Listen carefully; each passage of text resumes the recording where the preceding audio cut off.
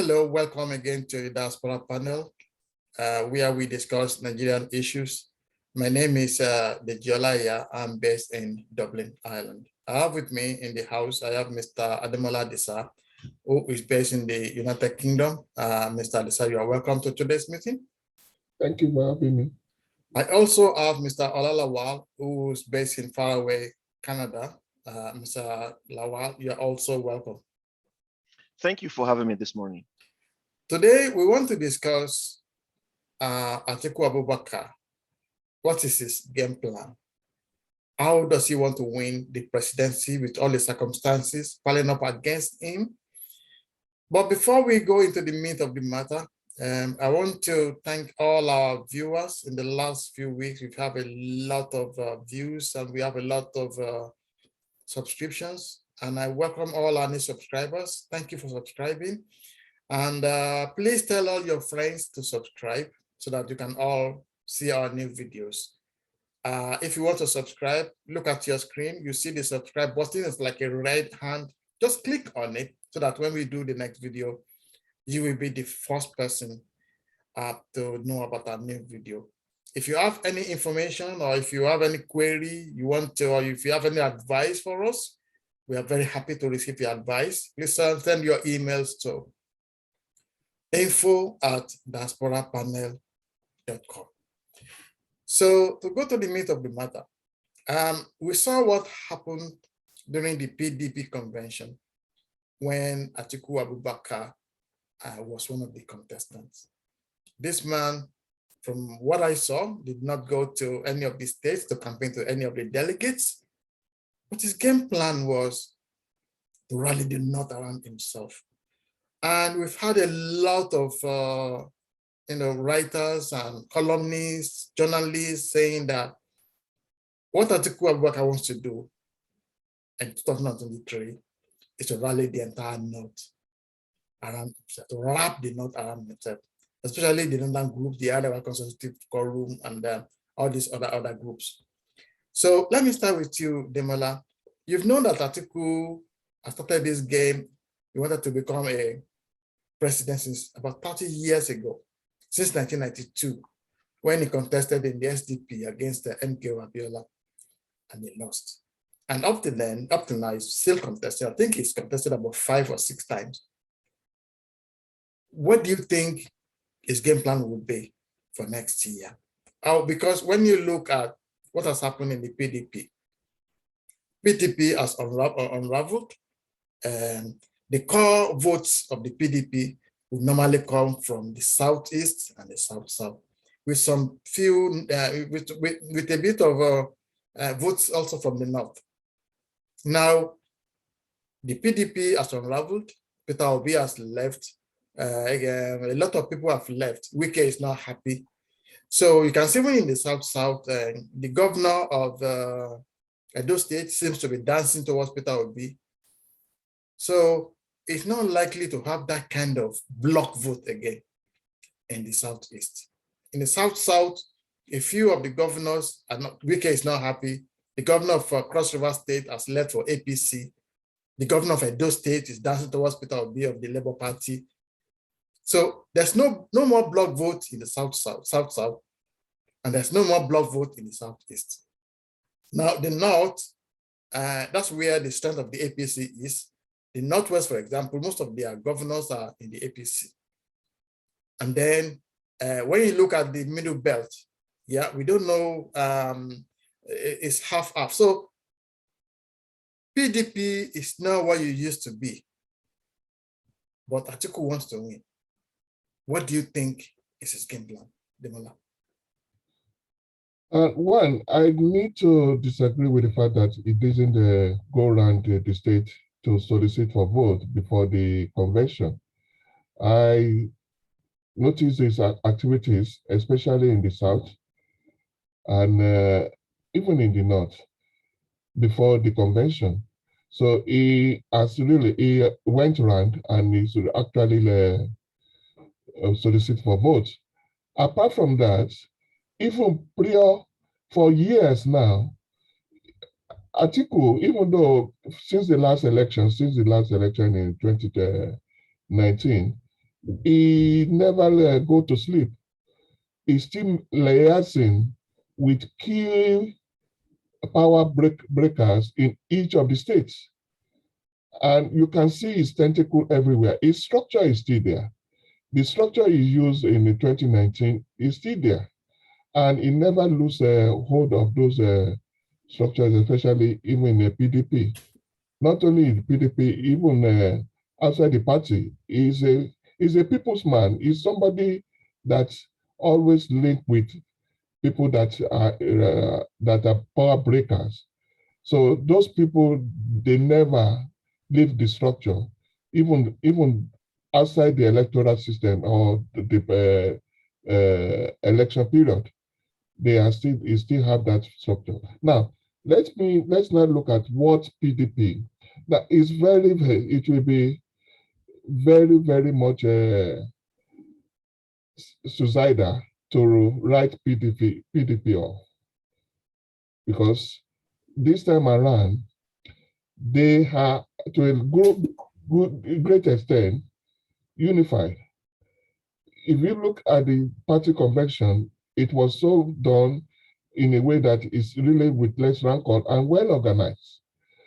As well, they also has the vote, because with the selection of a northern candidate in Atiku is also something that is a factor that one should not ignore in any way, because it may even attract people votes even outside the party for being a northerner.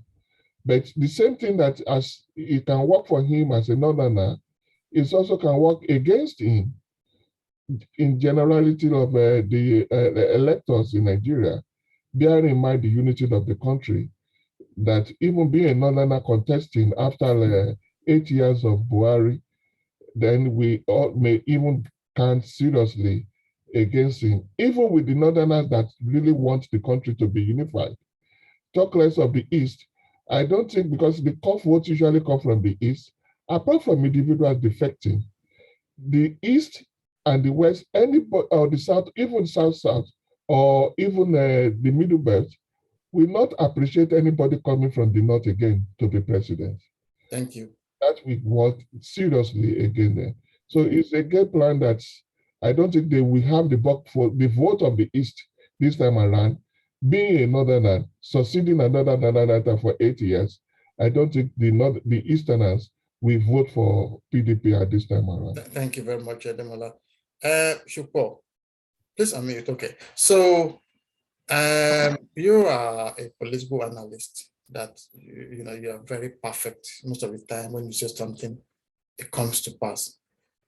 Now, if you look at the political situation in Nigeria at the moment, there's a groundswell of idea that after an 8-year rule of somebody from the North, in the presence, in the name of His Excellency, the President of the Federal Republic of Nigeria, General Muhammadu Buhari, after 8 years of Buhari's rule, everybody, not only in the South, but in the Middle Belt and some parts of the North, think this should go back into the South.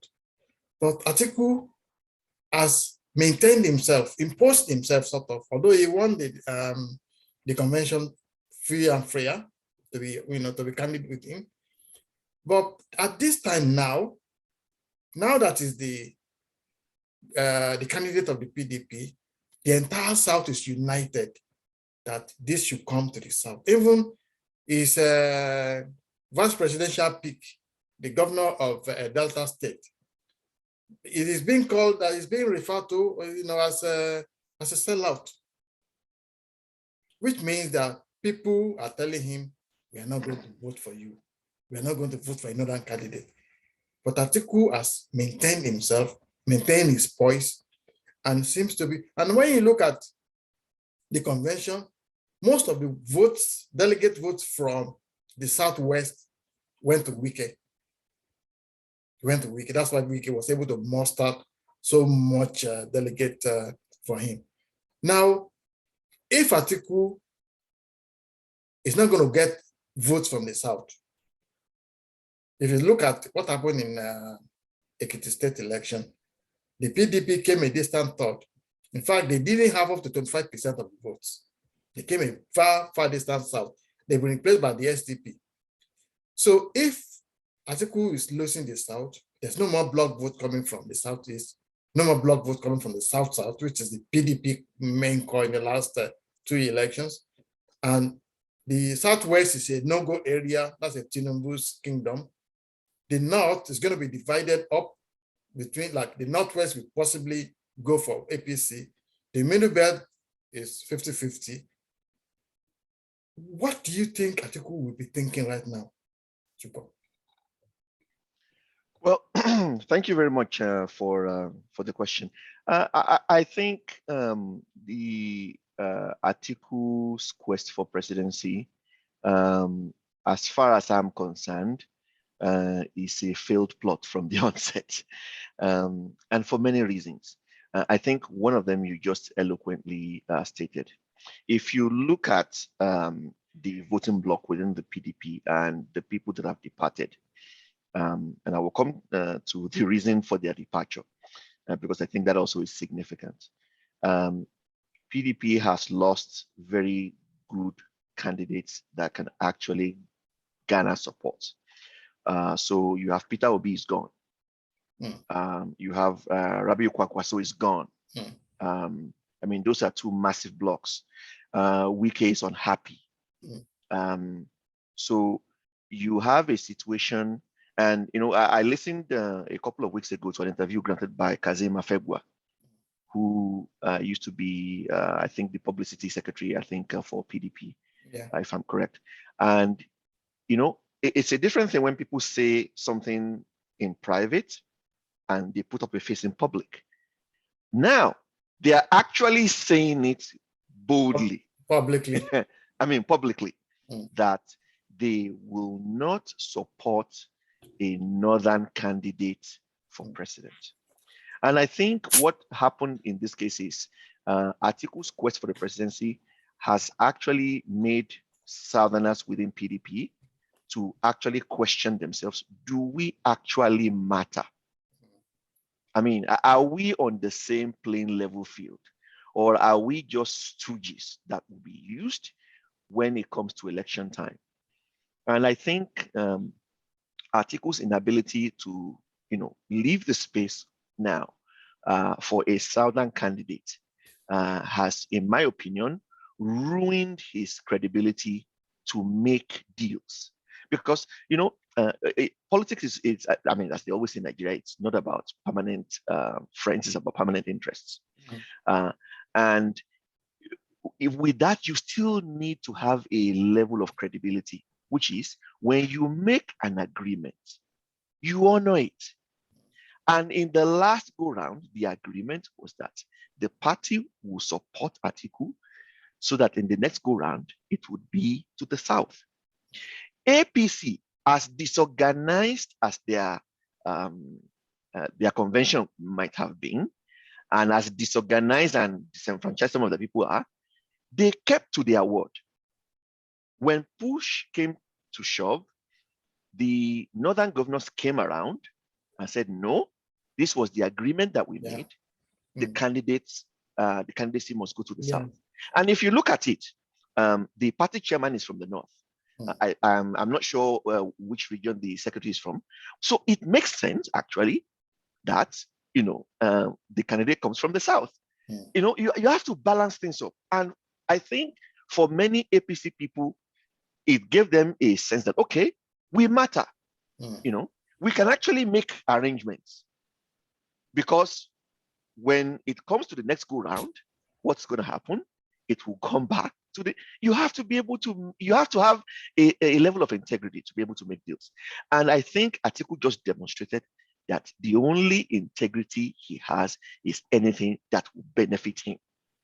Thank you. And if that is the strategy, or if that is the card you want to play, you will be prepared also to be alone. And that's what's going to happen. I don't think a lot of PDP supporters will go, I'm not sure if a lot of them will cross carpet to vote for the APC, but guess what? They will just sit at home. And that is a huge voting bloc that could bring him the president. So that's one thing that's counting against Atiku. The other problem against Atiku is that I think the current administration failed so miserably in security, to give an example, that people now realize that voting based on tribal sentiments is not going to put food on their table. It's not going to make their life and property secure. They need to vote a candidate that is competent. Yeah. For the first time, I think I can see that, because now I see a lot of Northerners canvassing on Twitter for Peter Obi. And based on the fact that they believe he's the only candidate so far that has demonstrated by the things that he has done, by his attitude, and by the vision he has shared, that he has some credibility and he has a vision that people buy into.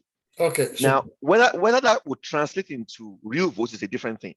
So that is also working against Atiku, because now, if you compare on that, I don't really see what Atiku is offering Nigeria, to be quite honest. I mean, from all of the things that he has put forward, they are just things that people say with absolutely no way in which you can do it. And a candidate like Obi, for example, is demonstrating day by day by day what he is doing and how that actually will benefit Nigeria. So finally, to kind of say this very quickly, I think the only thing that will count for Atiku in this go round is that he is the only northern candidate. If he is able to garner northern support around him, maybe, but I think that as well will be bad for the country, because I don't think the South will accept a northern presidency after this one. Thank you, Shupo. Thank you. Let me go back to you, Demola. Since 1989, and actually since 1992, when we have the SDP and the NRC, and then that was that republic was torpedoed, and then from 1999 we've had PDP, and then we have the small parties, and then in 2014, some little small parties came together and formed a major party called the APC. So right now we have the APC, a big party, the PDP, a big party. So the Nigerians have always voted either to the left or to the right. But it looks like we are going to see a third force in the name of Peter Obi's Labour Party. We've seen that Peter Obi is talking to Kwankwaso. He's going to go and meet Wike. He has met a lot of people, and it looks like there's a kind of coalescence around him. So, as you know, that Nigeria itself, when you talk on tribe basis, Nigeria is standing on three legs. I mean, the north, the west, the east. If you now have three big parties, and let's assume that, as people are saying, in the marketplaces now, that don't worry, when the shove comes to push, or push comes to shove, the north will vote for Atiku. So let's assume that happens, because Atiku is a very clever politician. He's somebody who knows how to use the northern groups, especially the northern elders forum, the Arewa Consultative Group, to favor himself. If the North were able, a majority, to abandon APC, as you can see, most of them are now crossing from APC to PDP and to NNPP. If it happens that the entire North, in principle, decided to vote for Atiku, the entire Southwest, in principle, decided to vote for Bola Tinubu, and maybe was able to gather some spurious votes in the North, and the entire Southeast, South bloc go for Peter Obi. Possibly we'll be able to get maybe a little more voting all over the place. But we are now seeing three main parties who are strong in one main region, and just have their their tentacles in some few other states across those regions. Do you think this could lay a ground for Nigerians break into three? Now, one, the North is not homogeneous. There is no way that the whole North will vote in one. It's not possible anymore. There are two things that I can substantiate this. One is that Nigeria is interest that matters. Politics in Nigeria depend on interest. It's where your interest lies that determine wherever your vote goes. When PDP was very much the dominant party and all other people, I will have said yes, it's possible, but not anymore now. There is no way. At least the two major parties are contesting for position now. So their interests now lie in their party, not in their region. So there is no way the APC will forgo their candidates or for whatever and vote a match for PDP. No, APC wants to solidify their hold on power. So there is no way the more than 22 governorship of states that have been controlled by APC will give in for Atiku. Of what benefit is that for them? So it's not even an issue. So party determines interest now. The parties, especially APC, want to solidify their hold on power so that they don't want to be rivaling or sharing power. They want to be the dominant power, and they want to be, because if you look at their registration, they are now the biggest party in terms of party type of number of people that are within the party. Membership. Yeah, membership of the party. They have the highest number now, and they want to retain. The only way they can do that is to win this election. It's a real factor for APC. APC cannot afford to lose this election, not for anything. Because the moment you look, Nigeria politics is a domino factor. The president election comes first. The moment you lose the presidential election, every other thing go down. Understand? So APC cannot afford to lose this election, irrespective of whatever Atiku or any whatever religion. They will not even, they will work their if not my language, they will work to make sure that this is achieved. Okay. Thank you. Thank you very much, Demola. Before I go to Shupo, let me welcome Mr. Olaitan Adeligba, who has just joined us from the United States of America. Olaitan, please unmute yourself, please. Mute yourself. Yeah. Okay. Thanks for having me back at home. No problem. And thank you, viewers, for being with us as well. It's over a year and 2 months now that we started this program. Thanks for having us here. Bye. Okay.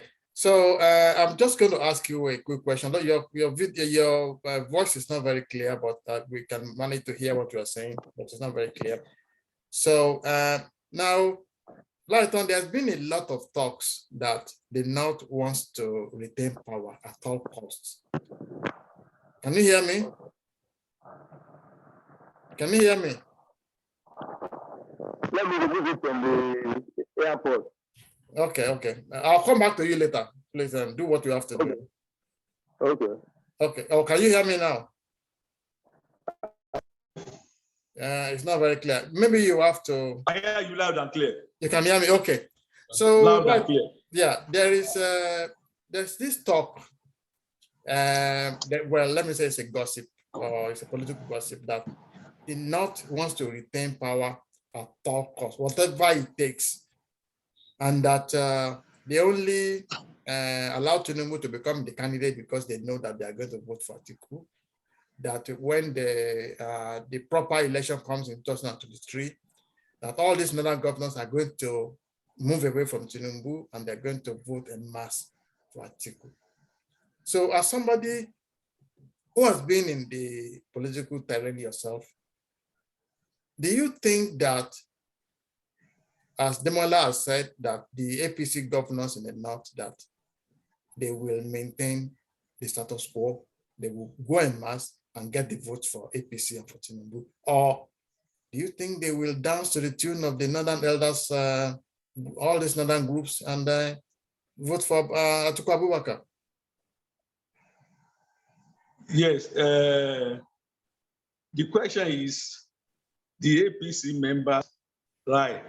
They are, former Atiku was here with them in the APC, and now that the Atiku is no more with them, is in another party, believe me, it's because they work for the success of APC presidential candidates.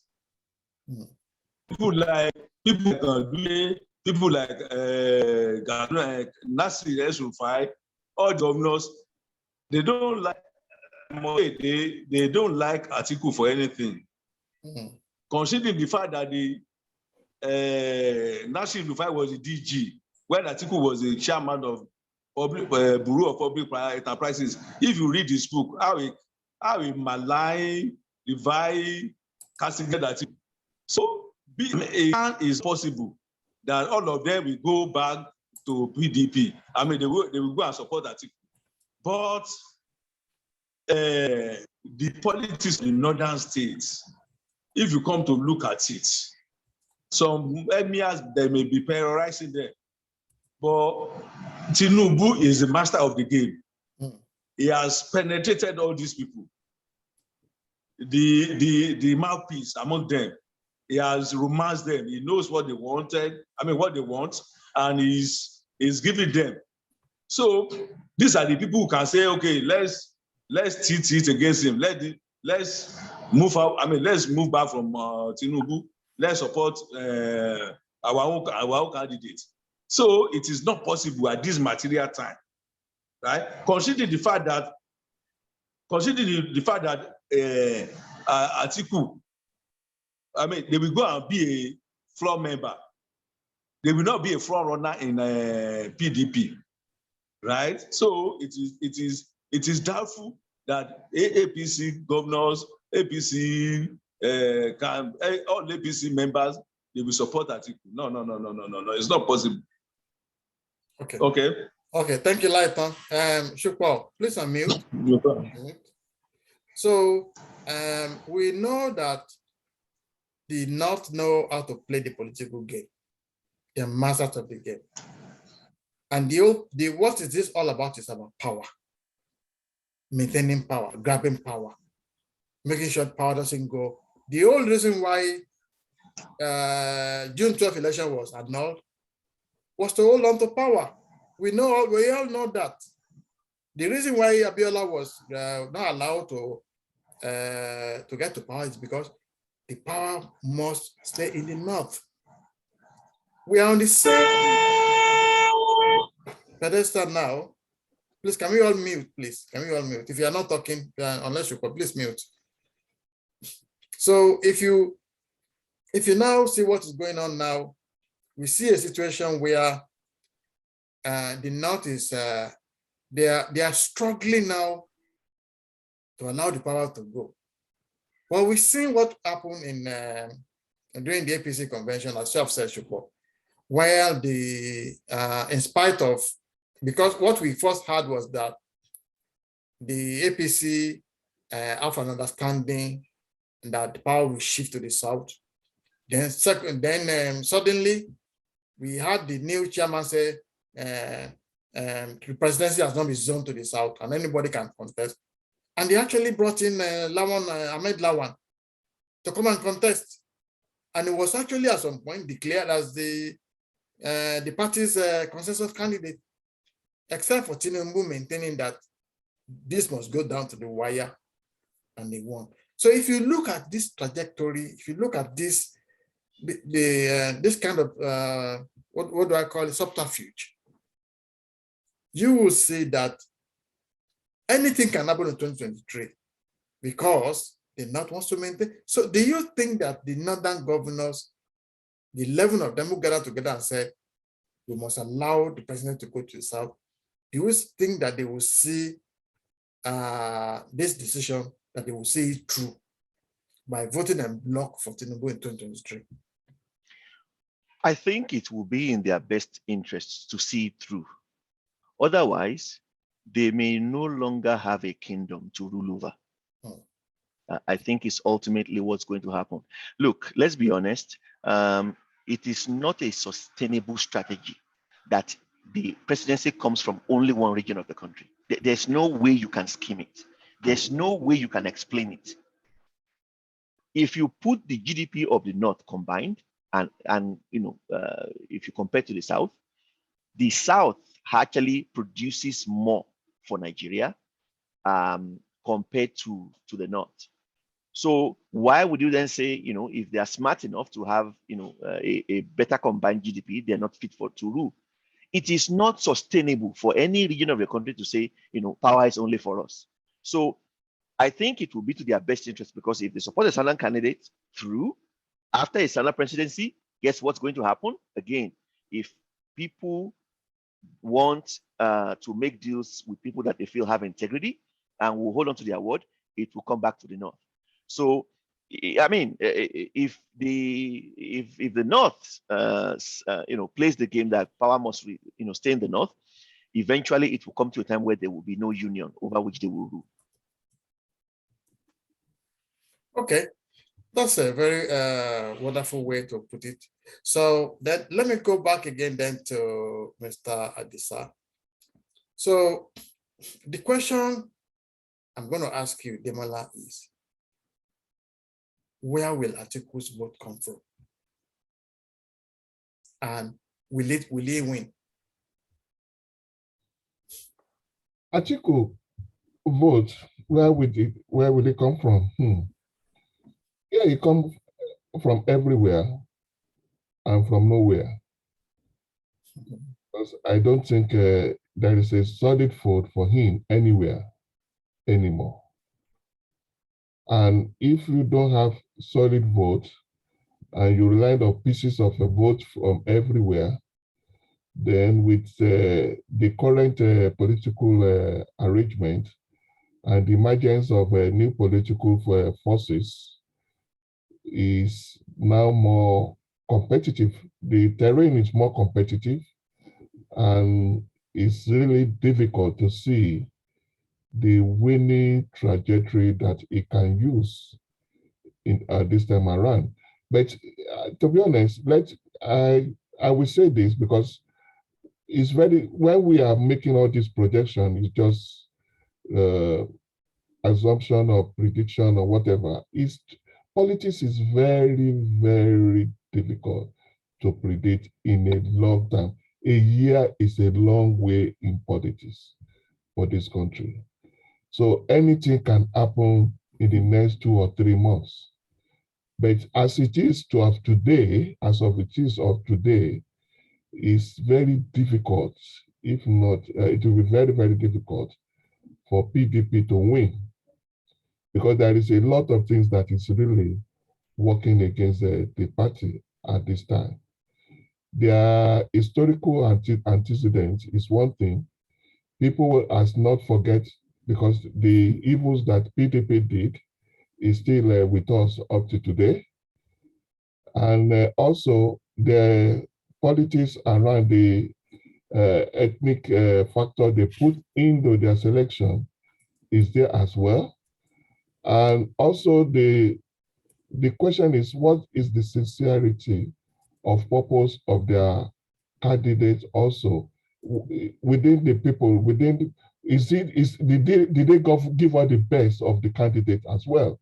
So it's another thing, because with all the candidates that we have so far that are contesting, Atiku seems to be the least qualified, the least one that is better for the country. So I have not seen, looking at all this, I have not seen a good factor with all this that can make Atiku a good bribe to be approached by any suitor. Okay, thank you, Demola. I'll just pause you there so that we can just save time. Lighton, please unmute. Okay, so looking at the political terrain, politics is a game of numbers. Politics has to do with votes. One man, one vote. Who has the most vote? According to the Nigerian Constitution, for you to be the winner, you must have 25% in 24 states. And then you must have majority vote. Where will Atiku's vote come from? And will he get those 24 states? Will he get the majority vote? Yes, Atiku made a mistake. If I were Atiku, I would have chosen my vice president from the Southwest. That is a base of Bola Tinubu. A popular candidate from the Southwest would have decimated the vote of Tinubu, right? And choosing somebody from the minority ethnic group in Nigeria is a great mistake. And not only that, in Adamawa, I assure you what is going on. Bola Tinubu will beat Atiku. With the likes of the governor there, the senator elect, the senator that the senator that a lady that won the election. The governor that what is it called, the Badu, and all these people. These are the people we were the foot soldiers for Tinubu. They will beat Atiku Hamza. Mind my words today. So Atiku, where he wants to get the vote, I don't know. And in the south, in the southeast, it will be. I've captured all. All these southeasterners. They will vote a mass for Obi, and southeast too. Southeast, south. It will get a lot of. Some votes, but I doubt if Atiku can win that election. Right? I doubt very much. That is my analogy. Thank you very much. Let me go over to Shukwa. Please unmute. So now that we have gone around and saying what is on the political terrain, Shukwa, I just wanted to just look. Atiku is a big guy. He's a big politician. He's a massive politician with massive following. Definitely, he has a lot of loves. There are people who love him so much. And there are people who he has helped. I understand he's a nice guy. He's a nice man. He's a nice politician. He looks after his own. So he has a lot of positivity there. And he has a lot of goodwill. People he has really helped. But do you think he's going to win that 2023 election? And where will the votes come from?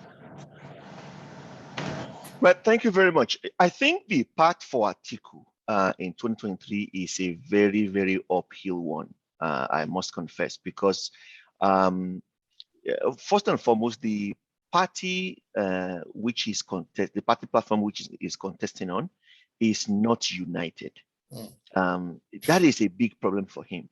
Even if he doesn't win at Adamawa, that's okay. But look at the party platform. It is not a united front. Obi has left. Rabiu Kwakwaso have left. Both of them are actually currently collaborating. We don't know what the outcome of that will be. Wike is unhappy. So, I would agree with what Mr. Adisa said earlier, that a year is a long time in Nigerian politics, but the optics doesn't look very well for him.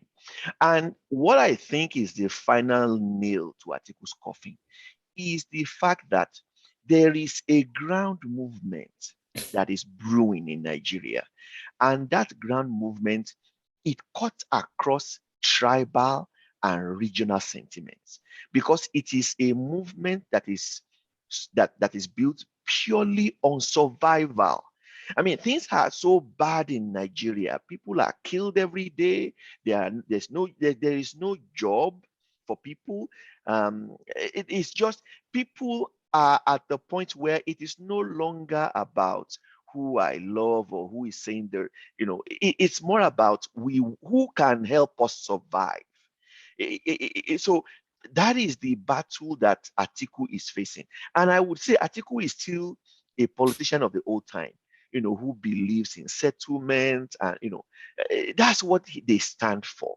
So if PDP were a united front today, I would say that would probably be a big force that could battle the APC. The APC has a huge structure, and I think we just saw what happened in the Ekiti elections. So this all hinges on two things, I think, for Atiku. First and foremost, if he's able to bring the PDP family together, that would be a big plus for him. And if he is able to put a platform that will compete with the vision that the likes of Obi are putting in the public space, he will have a chance, I think. But right now, I don't think he will be able to do the two. No light at the end of the tunnel. Okay, thank you. Thank you very much, Mr. Lawal. Demola, I want to come to the meat of today's, what I really want us to discuss, okay? Yes. Now, in America, we know we have the Republican Party and the Democratic Party.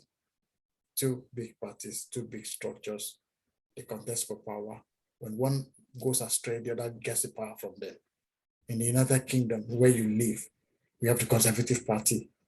We have the Labour contesting for power. When one goes astray, the other grab the power from them. So it's like a check and a balance. Now, in Nigeria, we have APC, we have PDP. Two big parties contesting checks and balance. But with Atiku's emergence, it has unraveled the PDP. And it's a loss for Nigeria, because here we have the APC who have been in power for 7 years. They have run down the system. They have run down the country. I mean, we must be very frank with ourselves. APC have grounded Nigeria. They've destroyed the whole place. We have to be very frank, because when you look at the index, look at the rate of kidnappings, look at what happened in the war, look at the rate of terrorism going on, look at the value of the Naira today. Look at what is going on with the oil subsidy. Look at how much they're using for subsidy. So there's so much corruption going on. They've run down the system, and we are looking for another party with a good structure that can hijack, that can take over and release Nigeria from this, this roller coaster. But here we are, the PDP. What people were expecting was Peter Obi to win at the convention of PDP and be the PDP new face. That's the expectation of everybody, until Atiku said, no, I want this thing, and he took over it. And now the PDP has gone in different directions. In the APC, people were expecting the vice president, PYO, to become the face of the party. But that didn't happen. The whole cabal is still there, manipulating things behind the scene for whatever reason. So, and we don't have any problem with with what has happened at the convention, and somebody has won fair and square, and that's it. But the question I want to ask you, Demola, is if PDP is to win this election, let's forget that Atiku is now the presidential candidate, and that the election has been won. There's been a convention. If Atiku loves Nigeria, if Atiku loves the PDP, if he really wants to solve Nigeria's problem, do you not think what is best for the PDP today is for all of them, Kwankwaso, Obi, all of them, to come together to the PDP and make somebody like Peter Obi, as it's still, there's still a way they can still do this. What do you think the PDP needs to do to get power in 2023? Yeah,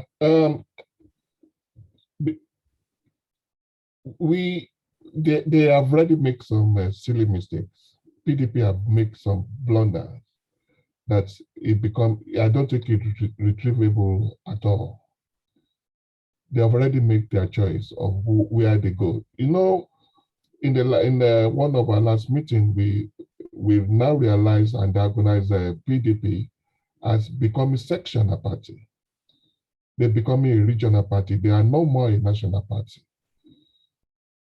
And they cannot hold power if their interest is just on a regional basis alone, not on a national basis. Yes, we look at the current situation in Nigeria, it's not something that we expect from APC. We expect APC to have done something better now, but it's easier to destroy than to build. PDP destroyed Nigeria for 15 years, if not 16 years. To build it back will take a lot of time. And along the way, there are obstacles that I'm not being apologetic for APC or any party of any sort. I'm being realistic on our expectation of how to build Nigeria back to a better glory. It's not being helped by the COVID, and it's not being helped by the level of terrorism that is going on in Nigeria, which is part of their inability to manage the country effectively as well. I'm not exonerating them of any blame, but I don't think the level at which PDP destroyed Nigeria can be retrieved that so quick. Okay, thank you. Now, is PDP showing any remorse? No. What is their governors showing? With the state they are controlling now, what is the level of those states? Are they better off than before? No. They're equally worse. Are their leaders sincere and able and looking forward for Nigeria? They're still thinking about their own selfish interests. We are looking for a new dawn. We expect it in Peter Obi, in PDP, and PYO in APC, which doesn't come to pass. Let's face what we have now. What we have now, which of those ones that are being elected now are best? Look at their past activities. What did they do for this country? What did they do for the areas of influence? The position they were given in the past, what did they do with it? Obi have been with Anambra. Let's look at the work of Obi in Anambra.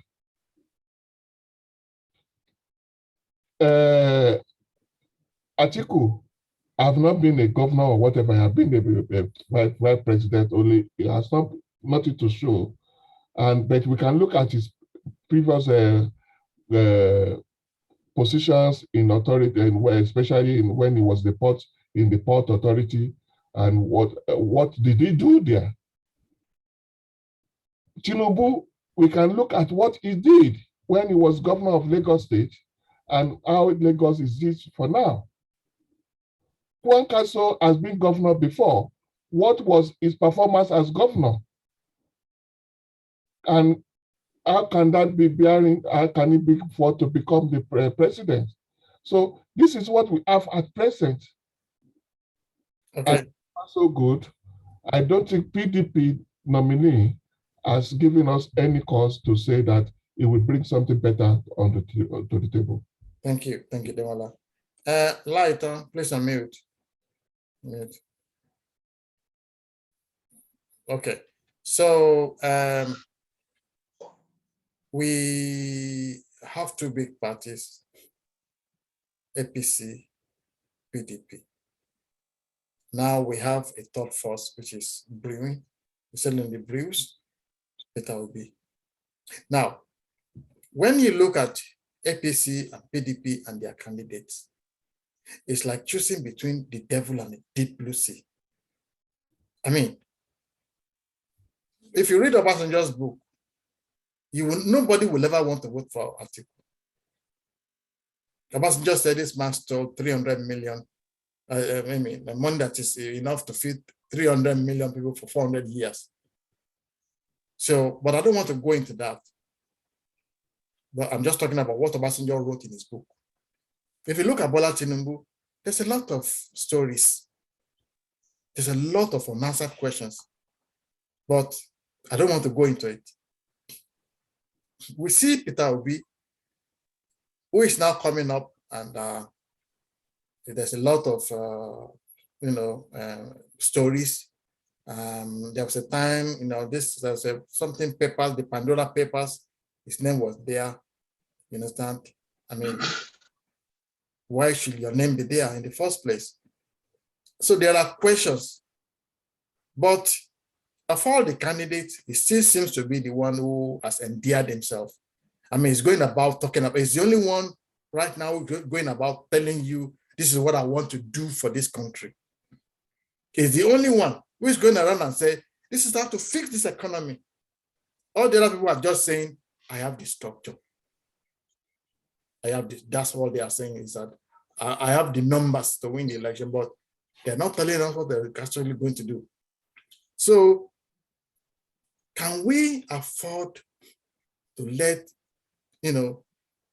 PDP go down? Because it's going to be a loss for all of us. We know that APC is standing, but PDP is dwindling. And we don't want to end up with a one-party state. That will be in trouble. What can PDP do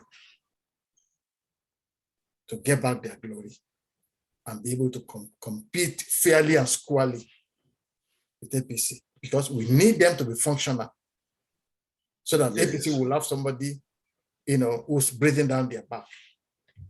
So, Lighton, what do you think the PDP needs to do? Yes, no doubt about it. There should be another party that will be acting as checks on the excesses of the APC. But if you come to think of it, the people paraded by the PDP, they are not better off. Atiku, look at the amount of money he stole. Look at how he was made the Bureau of Public Enterprises chairman, how they lay off a lot of millions of people, right? With 145 public enterprises, right? They lay off a lot of people. He's now saying he wants to make sure that people get job. Why people who you lay off in NITEC, in PTL, in Epoch, in all in NIPOS, everywhere you silent these. I mean, you lay these people off, right? You set all these companies, right? Public enterprises, not government. You sold everything to your cronies, right? They bought it in your name. Recently, I would have, if not because of time, I want to show what America wrote about him, how they transfer $500 million US to one lady, Douglas, one of our wife, the fourth wife.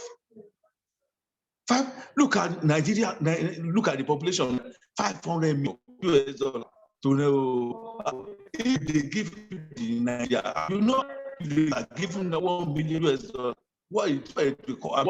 How they will turn around the fortunes of Nigeria. And the same person is the one the PDP bringing out that it will be their candidate. Atiku should be in jail, right? Okay. So as a result, Obi, some said he should mention 10 years. He did instead no. Was it Obi kept on? Obi was both that he kept money in the back end. He left millions of dollars. For what? People are languishing, people are in penury, people are no road, no work, no nothing but nothing. You don't create a job for anybody, and you are saying that you kept money. Is that how to create utility? Okay. Is that how to feed people? When you push the money into the system, the economy will be rejiggled. Everybody propensity to consume will be there. When they will invest, right? And when they invest, everybody will, it will spread around, right? That is how country is being run. Not that you said you will be posting, you have something in the bank, you have this, that is what he's proud of. Obi is the least person, but he knows the mentality of the people, that the youth constitute 50% of the people population in Nigeria. So he targeted the youths. So mind you, the party members of APC will not allow Obi to win the election. That is my take. Thank you for having me. Thank you very much, Lighton. Please unmute. Yes. Yeah. So, Shupo, the final question is. Can I just respond very quickly to what Mr. Dedigba said? Because I think usually when candidates run, people will begin to come up with different things. So that's, and I think that's normal in an election cycle. But I will say this emphatically. If you look at Peter Obi's record, everywhere where he has worked, actually, because he's the only candidate that I can say he's worked, in the, for private organizations, and he actually has a good track record from the places that he has worked. There's no, discrepancies about his qualifications or anything as any of the other candidates. And when he left office, he actually left something for the next incoming administration, which they squandered. We can argue about what he would have done, but that's a conversation for another day. But I will tell you this: if Peter Obi can successfully form an alliance with Rabiu Kwankwaso, where Obi is on the top of the ticket and Kwankwaso is his vice, I will tell you today is game over for PDP. Game over. Don't even count the PDP. And that will be a massive test for the groundwork and the framework that the APC already has. If they are successfully able to form an alliance. Okay. Right now, that is what it squarely hinges on. But I guess, we still have about a year. We'll see what exactly happens. Thank you, Shupo. And just to take you on, because I actually am in support of Lighton. Okay. Obi left government, he left a lot of money. But there are a lot of untarred roads in the state. He didn't tar them. There are hospitals to be built, he didn't build them. There's no electricity in most of the rural areas. He didn't provide the electricity. So this is what Lighton is saying. What is the essence? It's just like you putting money in the bank for your children while you're not sending them to school. Does it make any sense? So I think that yes, if that's the system, I don't agree. I agree with somebody who will actually spend the money on the community, on the society, on the provide housing, not somebody who wants to keep my money in the bank or go and put my money in a share in London so that we can get more money. When people at home are suffering. Okay. I mean, if you look at that, is it Anambra State or Anambra State? It's still a poor state. Up to today, they are still a poor state. They are not a developed state. I disagree with that notion. Yes, okay. And I will tell you the reasons why I disagree with it. So, in politics, politics is not a one-man show. Yes. You need people and you need support to be able to do a lot of things. Peter Obi actually built some infrastructure in Anambra State. His administration was, they fought against him so much because he was not a typical politician. And by that, I mean, he was not a come and chop politician. There was a lot of wrangling and opposition against his term, which he actually had to deal with. So he did build some infrastructure. Could he have done a lot more? Yes. Were there things that he had on his agenda that he wasn't able to accomplish? Yes. But I tell you today that the fact that he left a lot of money in the state coffers, even for the incoming administration, shows you that even though he wasn't able to achieve all of the things that he wanted to achieve, he was not embezzling state funds. Okay. So what would we, this is a problem. And I appreciate this, the fact that you brought this up, because this is one of the items that has also come up in a lot of the discussions online about support for Peter Obi. That if you only vote for Peter Obi of the Labour Party for the presidency, is part of the work. It's like feeding Peter Obi to the wolves, because guess what? Who is going to be in the National Assembly and in the Senate, to be able to bring opposition against whatever policies or whatever things that he wants to do? It will be both PDP and APC members. So part of the ground movement also, as they are strategizing now, is to also begin to recruit like-minded candidates into the Labour Party and put them both in the National Assembly, in the Senate, and also across state legislation. Now, is that going to happen overnight? Definitely not. But this is part of, you see, governance in Nigeria. Nigeria is the only country where the worst people are the ones leading. We have countries that don't have as much human and natural resources as Nigeria who are doing better. Why? Because we have the worst leaders in the whole world. The worst leaders. So it's not something that can happen overnight. It's a journey. It starts with putting people like Peter Obi in power and then gradually sweeping across both houses of legislature, state house of assemblies, and all parastatals with people who are competent, who have a good vision, and who have something that they can offer the country. Okay, thank you. Actually, to sweep them away. I think Mr. Adisa disagrees with me, but I think Peter Obi, we need APC's broom to sweep them away. So, I think Lighton has you want to make a point. Demola, please give me a moment. Lighton, you want unmute. You want to respond? Yeah, what I'm saying in essence is Obi is not free to. Obi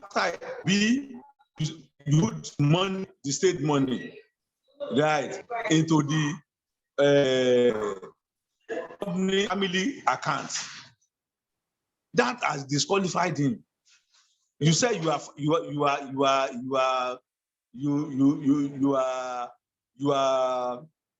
low profile governor. You did this, you did that. You don't do anything in your state. It was later Obiano. One of my friends there, from his state, he said, what has Obi done in state? He should mention one project that he commissioned while he was there. It was in Gige that did all the jobs. And Obiano that he put Obiano has came out to say Obi didn't leave any money in the accounts. Obi left a lot of debt. Obi left money, but he left a lot of debts too. Okay. Right. Okay. So what are we saying? Okay. Let me pause you there because of time. I wasn't thinking. Okay, because of the time. Yeah, I wasn't thinking that we are going to end up talking about Obi, but now that you have mentioned Obi, so Demola, what is your impression about Obi's campaign and his personality and his politics? I like Obi very much. It's a new style of politics in one way or the other, but he's not a sincere person. That is the problem. He embellishes the facts. He manipulates data. It's not straightforward. You can't compare his integrity with Bible. Now, let me put this. He said he left something in the account, which was a lie. It was actually, and it was, he cannot dispute it that it's less than 9 billion. As well, the state was so indebted beyond more than 20-something billion. So you left 9 billion and you are indebted on the 20-something billion. Then he did something because he personalized governments. I'm sorry, do you have these facts, Demola? Yeah. You have to be sure. Yeah, all those things is out there. We can bring them on. He personalized government. He made contract of project. He is the sole person that allocate contract for and most of the contracts are belonging to himself and his family. He set up a private companies, which are his family company, that are there that are doing this. And most of the projects they did now are not feasible anymore because they are not with the level of quality that they deserve. If we go on with it, and that's why I said, let him bring out, we scrutinize each of them. They have been given opportunity to display their ability in the area of governance. We can bring it all this out in a later chapter. Politics, the electionary has not started yet. It's all this a preamble. Yes, it's able to be, and most of the thing that is forecasting or is giving us some rough data that are not viable. It's easy to criticize government now with the president, with the state of things, and say, oh, if I'm there, this is what I will do that, I will do that. But it's only on non-database. You are doing these things. When you come to reality and see the structure and the fact on the floor, you be able to say the same thing. Now, it's going about saying all this now. By the time the real electionary campaign starts and the party manifestos and is out for each of them, you will know what each of them stand for. So, but OB have a ability now, because you have said it.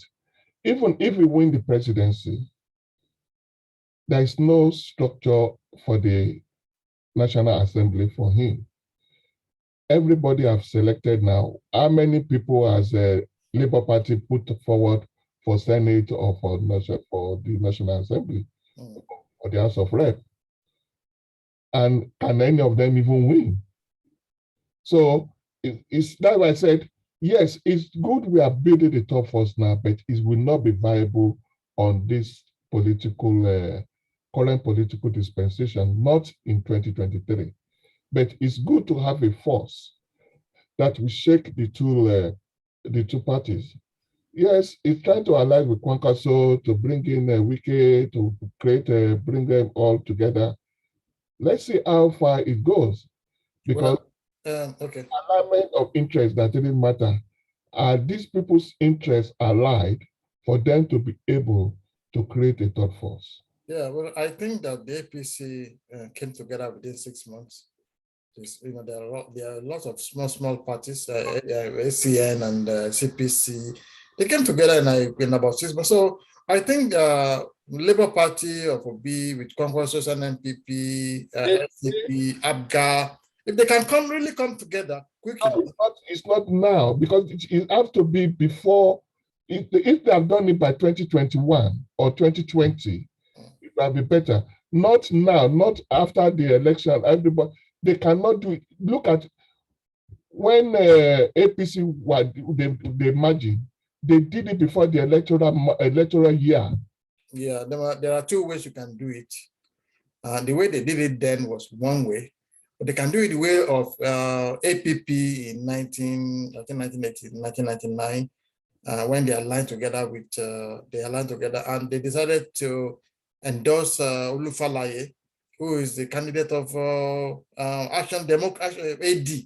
So they can listen. What I'm trying to say is that Labour Party, NNPP, SDP, ABGA, four big parties, they can come together and say, okay, we're not going to have any presidential candidate. We're going to support only Peter Obi, who is the candidate of the Labour Party. And they all vote for him. And not only in the presidential election, they vote for him. They vote for each other. They look for their strengths. If you know that somebody who is in SDP is the best candidate to support in Anambra State for a particular senatorial election, you support him. So that at the end of the day, you support the person who is the strongest candidate in any senatorial district or any governorship. So if you do that, by the time after the election, you will have all these big wigs in these different parties, but you can then all now come together. And then by so doing, You can have a majority, or even if you don't have majority, you will still have a substantial amount of people in the National Assembly. Because if Obi wins the presidential election, it doesn't have one Senate, it doesn't have one senator, it doesn't have one member of House of Rep. It's just a sitting duck. Because he will he either follows what they have to say, he either allow them to play their game, or they will put him out. They will impeach him in less than a year. That is not even look. We discussed this the other time that they can form alliance and interest in wherever, in each region, in each state where they are, and harmonize their candidates which each of them is strongest. Then they support the candidacy of that. So after this election, then they can form a party, and then the members of all those people that are elected can now cross carpet or defect into that new party. Yeah. Understand? So, now they cannot harmonize it together as of now. It's not possible. Yeah, okay. So we come to the end of today's deliberations, and thank you, gentlemen, for the wonderful conversation that we've had. So just one moment before we go, I'm going to give you 1 minute to have your last word. So I'm going to start with you, Mr. Olalawal. And if you look at the political terrain, what you can see and know what you know now,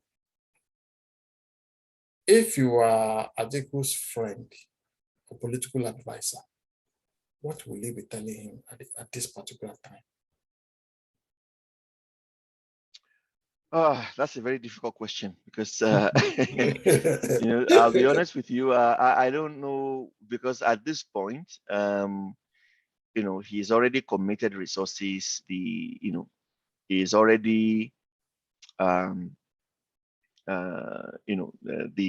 party selected the flag bearer for the presidential.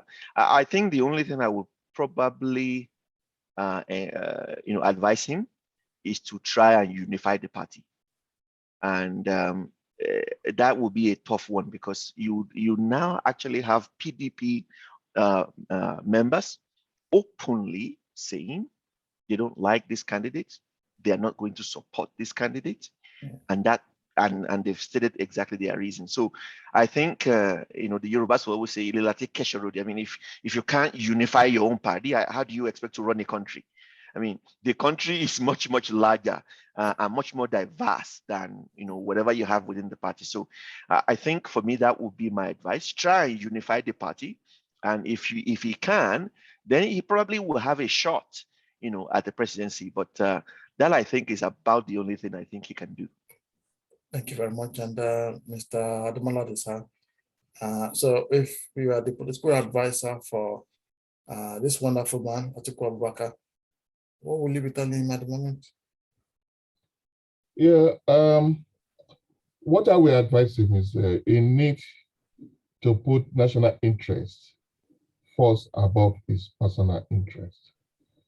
As of now, his personal interest is too domineering of his national interest, because the interest of the party, because for you to achieve your personal interest, you need to take along the party along with you, take along the whole country with you. And if you see that the party, if your personal interest will destroy the party or will destroy the unity of the country, then it's not a good interest for you or for the country. I don't think his personal interest should be dominant on above national interest. If the party is he really need to make sure that he hold the party, and for him to unify the party, it will affect the personal interest, because his interest is really destroying the party. Thank you very much. So, Mr. Latin, please, we want your social media declaration. Please unmute. And if you are Atiku's political advisor, knowing what you know now and looking at the political terrain, what kind of advice will you give to him? Yeah. If I were to be Atiku advisor, I would just tell him that in the interest of fairness, justice, and fair play, Atiku should go and sit down. After 8 years of Hausa Fulani here, you still want to contest again? And Atiku, who cannot stand up during Deborah, Yakubu Deborah stuff for the people, and you want to become a president? For what? With billions of dollars he has stolen in Nigeria, they sold all the public enterprises, right? Whereby people are working. No work, nothing for everybody. Atiku should go and sit down, right? When we have 3 geopolitical zones, your Hausa Fulani has been there for 8 years. You want to continue the rot again. And so all the Fulanis, they will complete the Fulani agenda. So all the Fulani will come to the country again. So that's what they want to do. So I think you go to places. Thank you. Thank you. Right? Yeah. Thank you very much. So, ladies and gentlemen, we come to the end of today's celebration, and I want to thank all our viewers. Thank you for staying with us. I want to thank all our subscribers. Thank you for your subscription. And we're going to be here again next Sunday. So, and we expect to see you. Please tell all your friends to subscribe. Subscription is free of charge. Please click on that subscription button, which means that next time when we do the next video, you'll be one of the first people to know about the video. And if you want to advise us or send us any email, please send your emails to info@diasporapanel.com. So that's where we are today. And again, thank you, Mr. Ademola Desa, for coming. Thank you for having me. And Mr. Olalawal, thank you for coming. Thank you for having me. And I think Mr. Adedigba is gone. So we hope to see all our viewers again next week. God bless you all, and goodbye.